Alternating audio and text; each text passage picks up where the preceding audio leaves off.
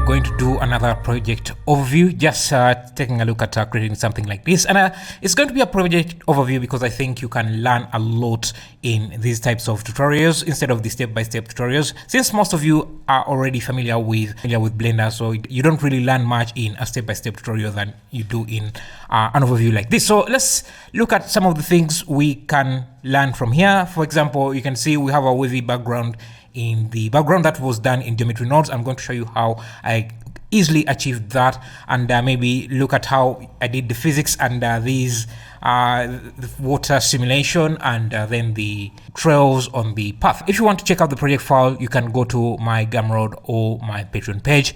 Links are going to be in the description. Let's start with this wavy thing because I think it's the easiest, and then we can move on to other things. This is a very simple geometry node setup. Basically, I have, let me first turn off geometry nodes. I have a subdivided mesh here. Very simple.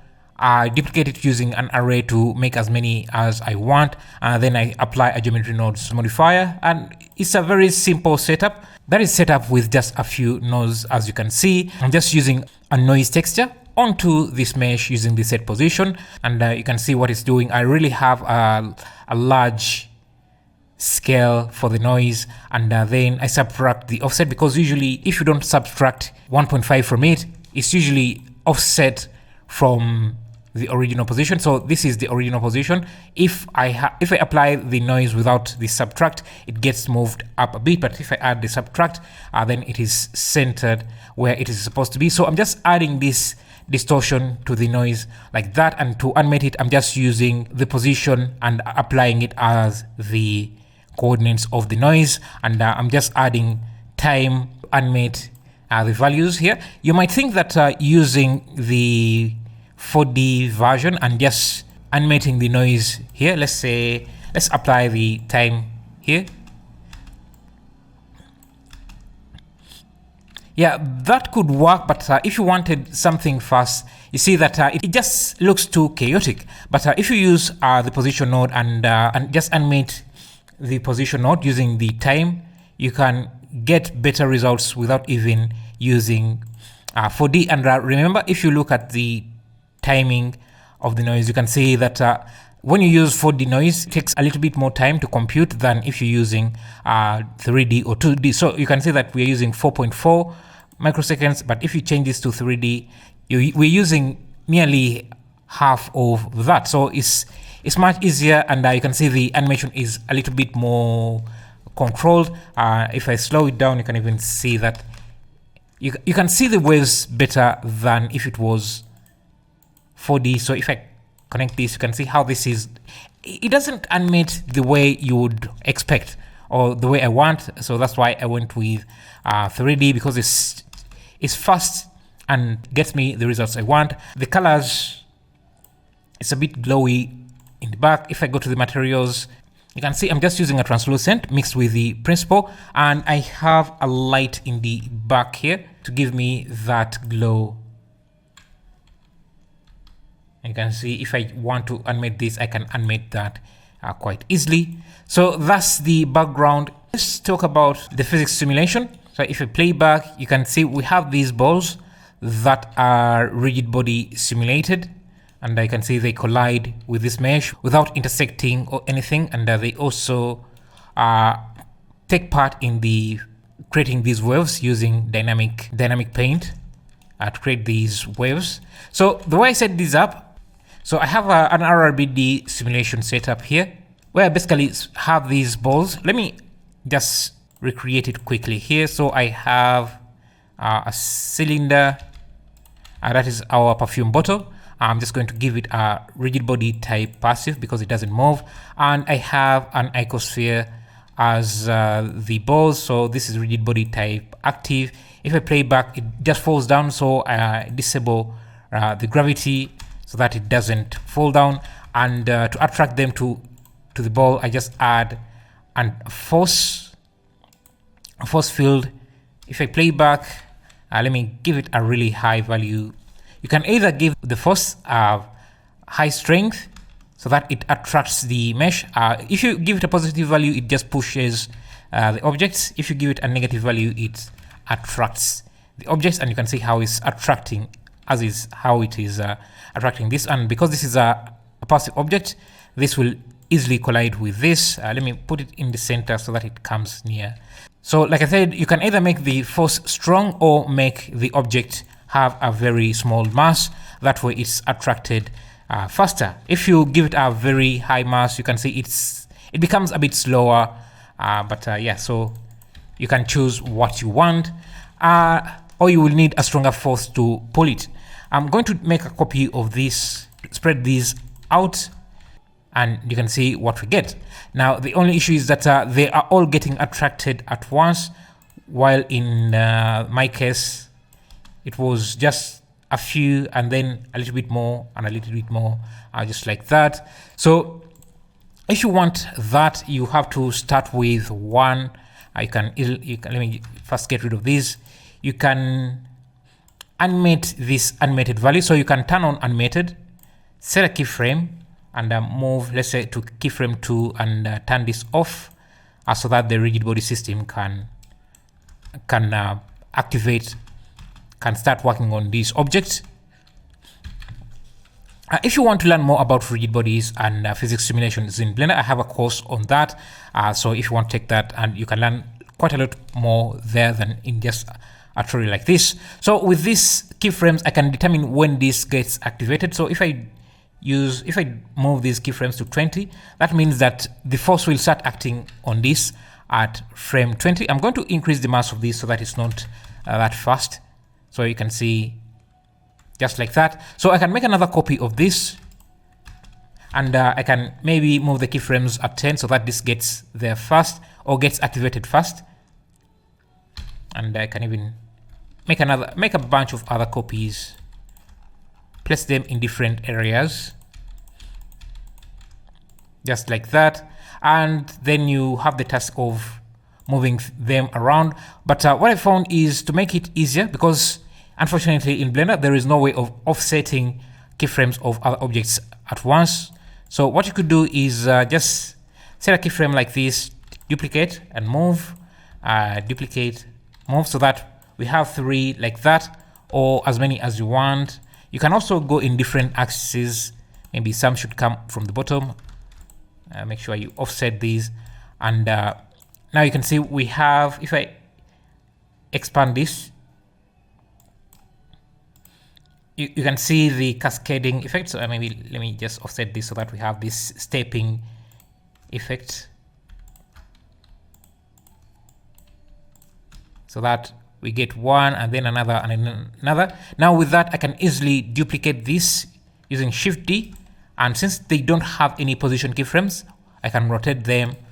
And now their keyframes are still selected, so I can offset them, and so we'll have the original ones move and then the next ones move like that. So you can make multiple copies like this. I can group these in a collection, say call this balls 2, and these ones balls 1. So if I want to edit these, the keyframes, I can just select these and move them. I can even make another copy, select them, Shift D, move the selected keyframes, and create a new collection. Let's call this balls 3, and I can even randomize their positions using the random. Just use F3 and then search randomize transform. That way you can randomize things like scale, but you can turn on even scale so that these are evenly scaled. You can randomize the position. If say you randomize the position, they will always move in the positive direction like this. So you might want to move them back to the center. So let's do randomize. You can just get the transform tool and just move them back like that. And let me just put them in the middle here so that we have some random order. Now we can see that from the camera, it seems like balls are coming from everywhere and now they're getting attracted here. Another thing I added here was vortex. Let's do 100. When you set the shape to plane, it kind of gives you a weird motion. So let me just use point. That way they're all spinning around an axis, just like that. So they get activated and then, but it shouldn't be as that strong. So I'm going to use about 10 so that we get some bit of rotation. And you can do other things like turn on, give this a wind factor. You can play around with different settings to make sure that to get the look you're looking for, I can increase the flow so that the force has more influence over the particles than the vortex. And you can see now what we get. So that's the physics. But you can see in my final thing, my balls were were much smoother, and I also have some flowers. That's just another rigid body. So I'm just going to copy that and paste it in here, and just scale it. Since it's already a rigid body object, it will be attracted as well. So you can have multiple copies of that, and you can even change the shape to something like sphere so that it moves around much easier, and just like that. The other thing is I wanted to control these a little bit better, add materials on them at once, and even add trails like you see there. So those trails here that are on every sphere. So what I did is just after simulating, I disabled those rigid body collections. I don't want the leaves to be, this flower to be in that collection, so I'll just move it out. So after that, then I create a new geometry nodes on a new object like a plane. Actually, let me just show you that here. These are the collections. So this and this for the balls. Now I can go back to my balls here. If you go to geometry nodes, you can see I bring in that collection, the first collection of the balls and the second collection. If you have a third one, you can also bring it in, and you end up with this with all the physics and animation. You need to make sure you turn on separate children so that each instance is its own object. I turned on shade smooth, and I also added subdivisions to make these more rounded, and then realized them, gave them a material, and yeah, so that's how they are well rounded like that. And now for the trail, so I convert the instances into points, and then create a simulation, create a geometry nodes simulation here. Actually, let me just redo it here. I'm going to be a little bit faster here in the geometry node sections because I do a lot of explanation in my geometry nodes course if you want to understand what I'm doing. But it's going to be very simple to do so. So I'm going to just go with a plane, this plane here, and import in all my collections that I want, and I can join them into one, and make sure I have separate children. If I convert them to points, instances to points, and if you're not seeing them, just increase this radius here. So we can see our points, and they all have that animation. So what I want to do is to create a trail. I'm going to use the simulation zone like that. And all I want to do is, as these are moving, let me show you here. As these points are moving, on every frame, I want them to leave a copy. So, and I can easily do that using the join geometry. Place that there and join this. So now, if we play back, on every frame, as these move around, they leave a trace of particles. So you can see what we have. And I think I'm going to just increase the vortex. I think I deleted that. Let me just add that back. So T50, so that these have some slight rotation, as you can see. Perfect. Just like that. So every time they move around, they leave a copy of them. And now from that, we can use the points to curve node that converts the points into curves. Now we're going to run into an issue because what this copy to points tries to do is connect all the points it can find. So for example, if this is point 0 and this is point 2 and this is point 3, and let's say this is point 1, it will connect this to point 1 and this to point 2 and this to point 3. But because we have a lot of sources, there's a chance that this is point 0 and this is point 2 and this is point 3, and so everything is not in order. And actually you can visualize that by using the index node. So if I bring in the index and look at the attribute text, you can see that the order, so for example, the order of these points, this is 940.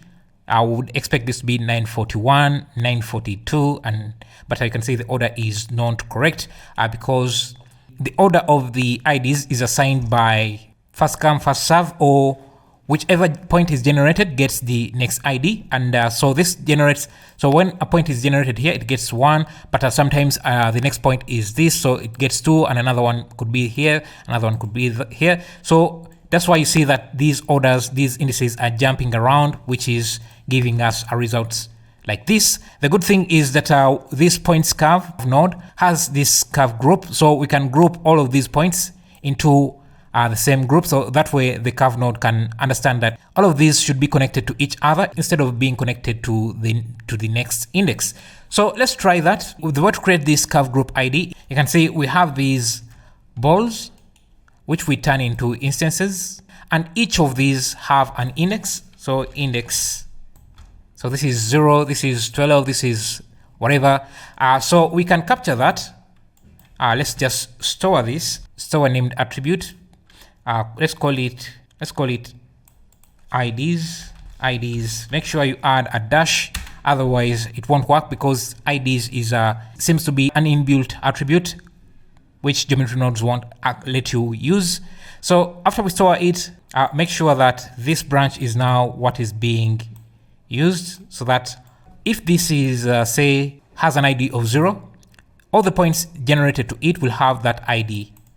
If this is 1, all of the points generated should have the same ID, and now we can preview that here. Before we convert these to points here, we can bring the named attributes, call it which is IDs. Take a look at that. So you can see that let's go back to 0. Yeah, so you can see that we have all 1s, all 5s, all 3s. It seems that we have 2 overlapping nodes here, points here, and also some overlapping points here, but that's okay. We can see that the groups are, everything is grouped as we expect. So we have 8s, we have 7s, we have, yeah, so this now is going to help us identify the different groups, and that's what we get. So we now have trails just like that. Let me remove this. I don't want to make this too long. You can add the thickness using the curve to mesh like that, and then join back to the group. So that's the trails. If you want to see how to set up UVs for curves, you can take the course. I have a section dedicated to curves in geometry nodes. Then what else do we have? Yeah, the fluid is just a dynamic paint setup.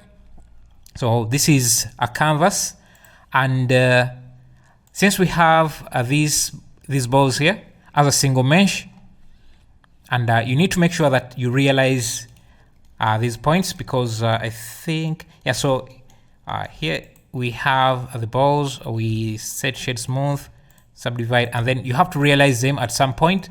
That way you can add a dynamic paint modifier to them, but a type brush. If they are still instances, the setup won't work. Then for the canvas, you have to make sure that this is set to waves. That way, whenever these balls interact with the mesh, they add waves like that. The materials are very, very basic and simple, except for the water is a simple glass shader. So this is just a principle mixed with a translucent, because I didn't want the edge of this to show. So this is how it would look. Yeah, this is how it would look without the transparency. So you can see the cutoff of the material here. So this is, I didn't want that hard edge. So I mix it with a translucent to fade out that edge using a gradient, and the gradient is set to use the object coordinates, and the type is set to spherical here. So if you use the object coordinates, it uses the center or the pivot point as the center of the gradient, and then that becomes the mask for the transparency, and that's what I get here. So yeah, I get a nice fade. And after the simulation, basically you just have to make sure that these collections, the rigid body collections, are disabled, and you have only the balls rendering. So I don't think there is anything else. Yeah, the particle system is something I did in another project. It's just a simple particle system. But what I usually like to do nowadays is whenever I create something I like let's say this, I like this dynamic plane with this plane with a dynamic paint modifier with the materials already set up. I don't want to recreate it again. If I want to use something like this, all I have to do is just set it up. Let me call this plane. Let me call it dynamic reflective water ripples, because if I'm searching it, I can search any of these names and it will come out. And let me call it plane as well. You can either save it into your asset library so that you can just drag it into your scene. But I like using my own asset library, the add-on. Links are in the description if you want to get it. And I'll just save it there. Do a quick render for it. Yeah, do a quick render for it like that. I want the ripples to show, so I'm just going to render as so that I can even see the ripples and understand what the object is about. And I'll just save it in my library. So next time, if I want to use something like this, I can just open up Blender, and using my asset library, I can search for, I think we called it plane, any of the names, and I should be able to add it here. It will come with everything that I set up, except the objects, the dynamic objects. So I would have to animate my own objects and give them a dynamic paint type brush mesh plus volume, and let's see. Yeah, this works. So when I want to use this again, I can easily do that. It's the same thing I did for the particles using my asset library. So I can search for particle. I have a few here. You can, if you watch the speaker ad, you might remember these particles. So I also have those, but I like these ones here. So whenever I work on a project, I bring that in. So that's it. If you want to check out the project files, you can get it in the links below. Thanks for watching. See you in